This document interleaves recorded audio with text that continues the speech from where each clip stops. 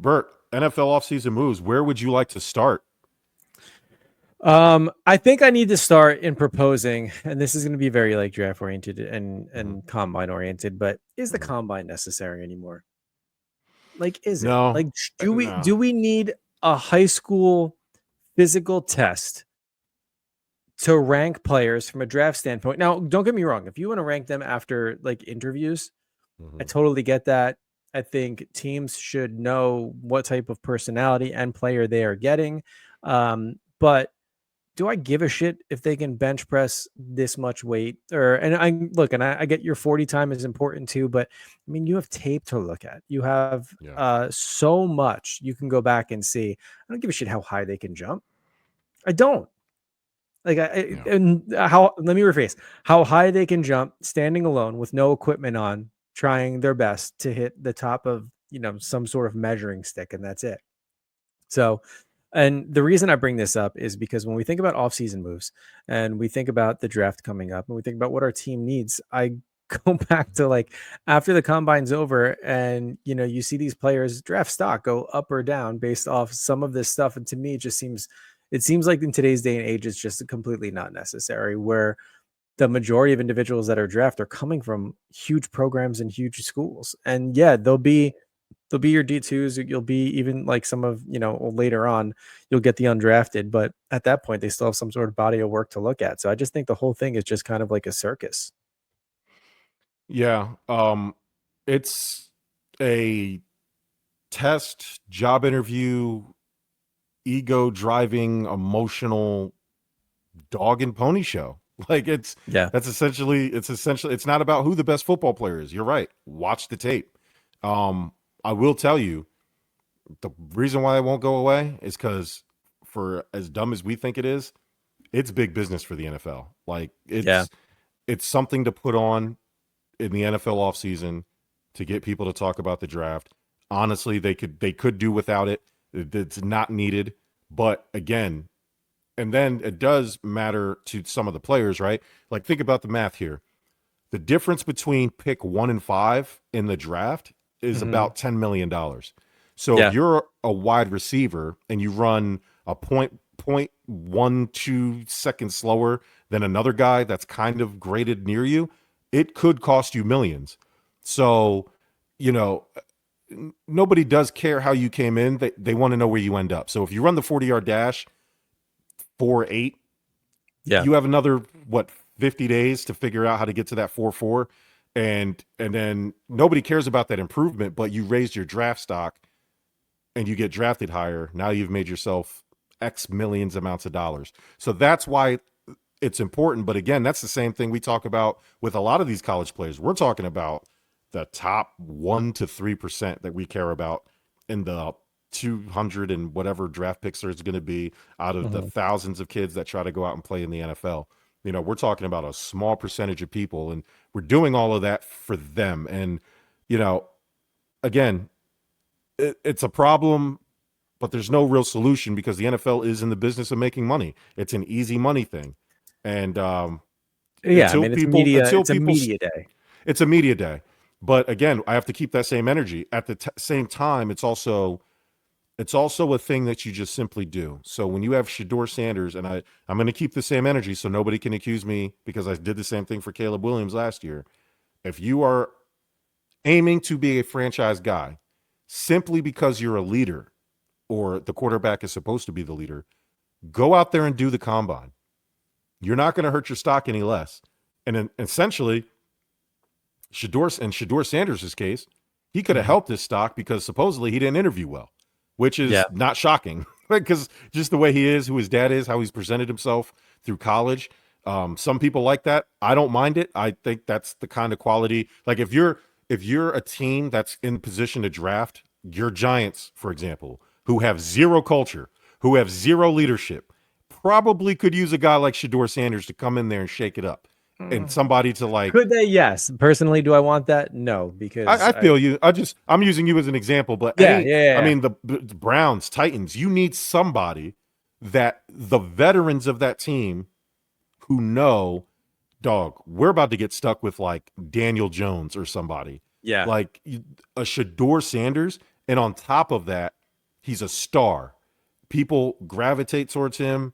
The media's all over him. He's a star player. So if that, for anything, just to put butts in seats. But when you don't interview well for some of these GMs and some of these coaches, doing the combine and showing them that you can run and throw and you at least look good helps a guy like Shedeur. And I don't want to put it all on Shedeur, but No, anybody who it's like a Johnny has Manziel effect, right? right, Like, right. yeah, And so there's the benefit of doing it for a guy like that. But your overall point, I'm with you. It is a dumb thing, but there is value in it, albeit not like a tremendous value. Like in terms of like they're not missing out on anything. If you weren't going to draft Shedeur Sanders, nothing he really did at the combine wasn't. If you were the Browns or the Giants or the Titans, if you yeah, weren't looking to draft him anyway, nothing he was going to do at the combine was going to change that.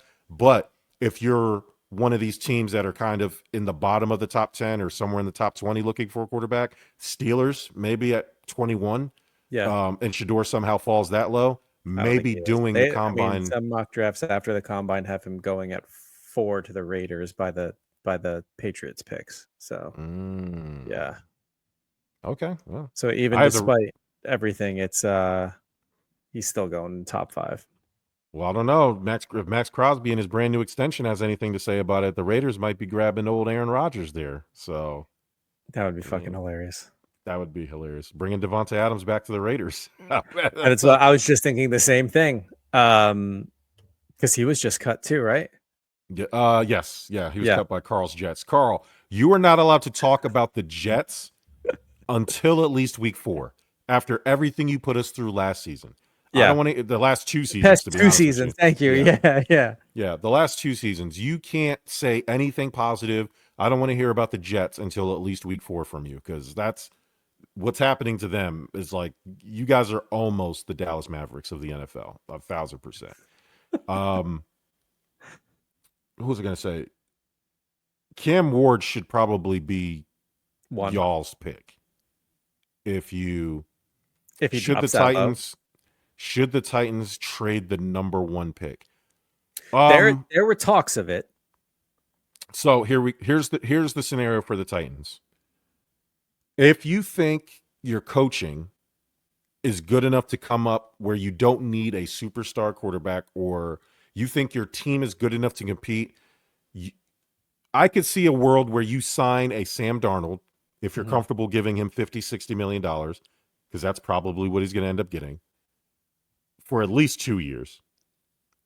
You trade and build the offensive line and get ready for the next guy, right? And maybe you do trade and you do the tanking thing, which is what I told you the Jets to do, and you position yourself for an Arch Manning next year. So do you trade the number 1 pick, which you'll probably get a haul for, and you build the team in preparation for Arch Manning? Hey, the Titans, nobody you draft at 1 is going to make you a contender this year. And if you believe that Arch Manning is the best, if Arch Manning was being drafted in this draft, he's probably a top 3 quarterback taken. I don't easily, right? Outside of Cam Ward and Shedeur has a bunch of problems. Like Shedeur's not he has accuracy issues and he kind of holds on to the ball too much. Like there's only one real, quarterback out there. So yeah, I mean, get yourself set up for the future.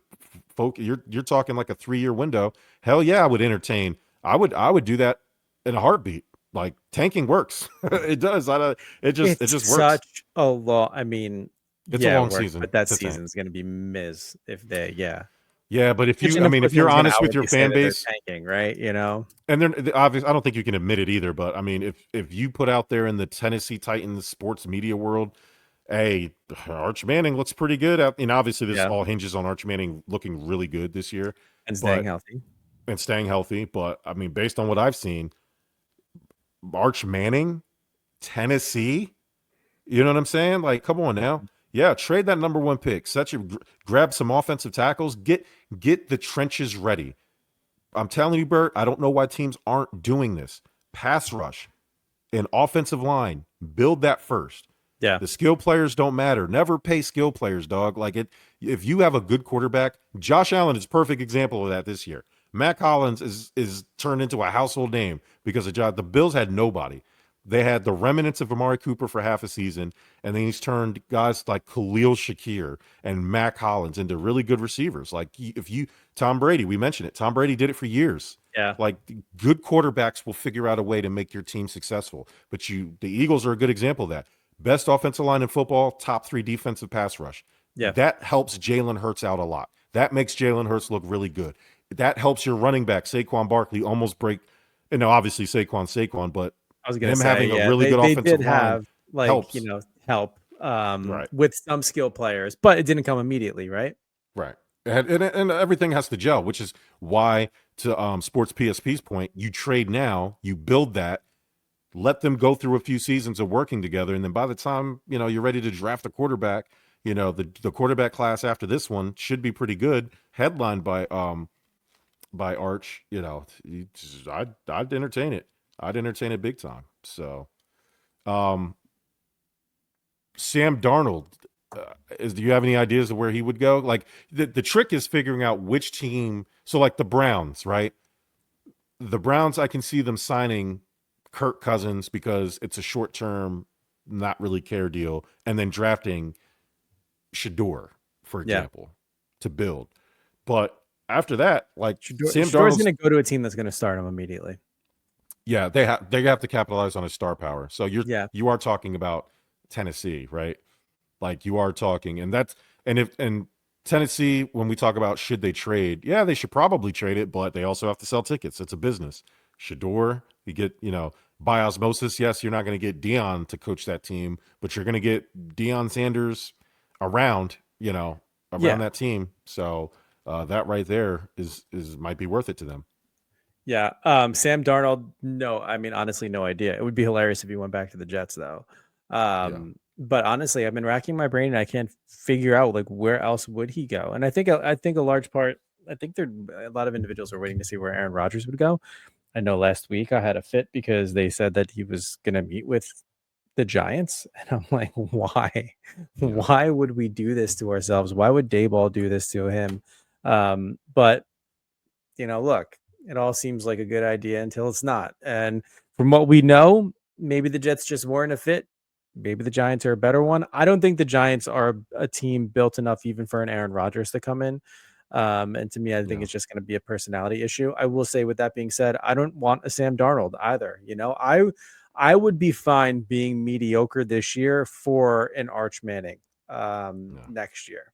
I think we have to capitalize on a generational talent, and that's what's going to get us back, much like we did with Eli, because we don't have all of the necessary pieces yet hmm to be competitive even this upcoming year. And maybe the draft can change that, but I'm not so certain. I could also see a world where the Giants trade up to that number one and pair Shador with Malik Neighbors, right? Like, Yeah. because then you got to think about it from Dayball's perspective and Joe Shine. Like, they have to start winning some games, and they have to start doing it, or they have to be at least interesting, because they're going to be out of a job by November. Oh yeah. And so, what's the safe thing to do? Sign. I mean, when Sam Darnold's the best quarterback available to you, like you're kind of left with the draft. Can you? Do you think you can win with a Russell Wilson? Do you think you can win with Kirk Cousins? Like, what's the best option there? Like, you know what I mean? So, Best it's option is a short term option for me. And the issue I yeah, have, I think, with a Sam Darnold is he's going to be looking for a payday. yeah, He's going to want to get his, especially after his performance this year. I guess with a guy like Kirk Cousins, I mean, he might take a 1-2 year deal.